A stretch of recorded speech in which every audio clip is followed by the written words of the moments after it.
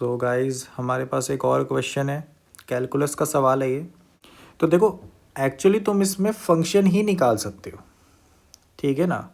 कभी भी ऐसी कंडीशन निकलती है ना तो आप फंक्शन ही निकाल सकते हो। कैसे करोगे? आप ऐसा करो कि F of X equal to F of 2x है ना, तो तुम ऐसा करो, इसमें ऐसा लिखो कि x को x/2 डालो, तो तुम्हारे पास फंक्शन मिला F of X divided by 2 equal to F of X, है ना। x की जगह अगर मैं x/2 डाल दूँ तो ये बन जाएगा। अब इससे तुम फंक्शन ही निकाल सकते हो। देखो, लेट से मैं लिखता हूँ F of X equal to F of x/2। ये तो ठीक बात है, मैंने तो यही बात लिख दी, है ना। उल्टा करके मैंने यही बात लिख दी।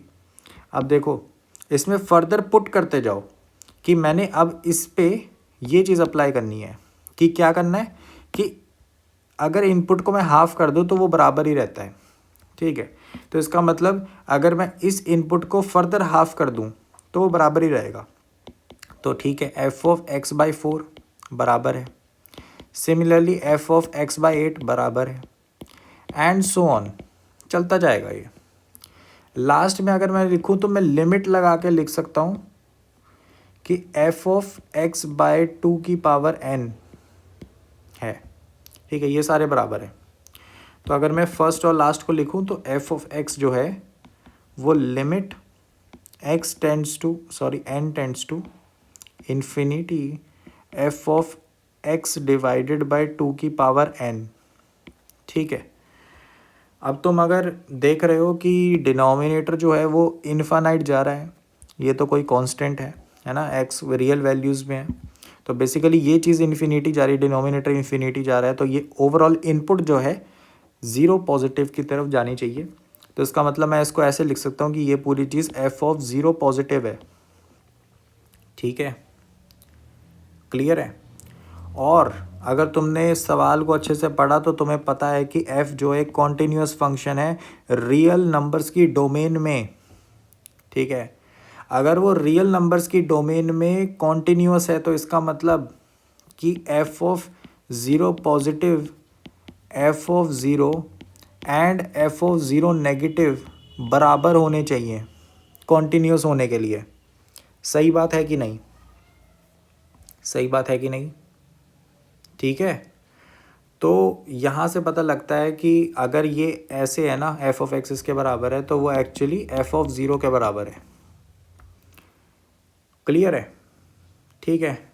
और अगर वो एफ ऑफ 0 के बराबर है तो मैं ये भी कह सकता हूँ कि वो एक्चुअली कांस्टेंट के बराबर है, क्योंकि एफ ऑफ 0 तो कोई कांस्टेंट वैल्यू ही आएगी, है ना। वैल्यू बन जाएगी ना एफ ऑफ 0, हमने 0 इनपुट डाल दी तो कोई कांस्टेंट वैल्यू आएगी, है ना। तो यहाँ से पता लग जाता है कि एफ ऑफ एक्स जो है मेरे पास एक कांस्टेंट फंक्शन है, जिसको मैं लेट से के बराबर कह सकता हूँ। अब के की वैल्यू निकालनी बहुत आसान है कि एफ ऑफ 1 3 के बराबर है, तो इसका मतलब अगर कोई भी वैल्यू के लिए, क्योंकि बराबर ही रहनी है वैल्यू, है ना, तो यहाँ पे के की वैल्यू 3 है, ठीक है। तो यहाँ पे के की वैल्यू एक्चुअली 3 है।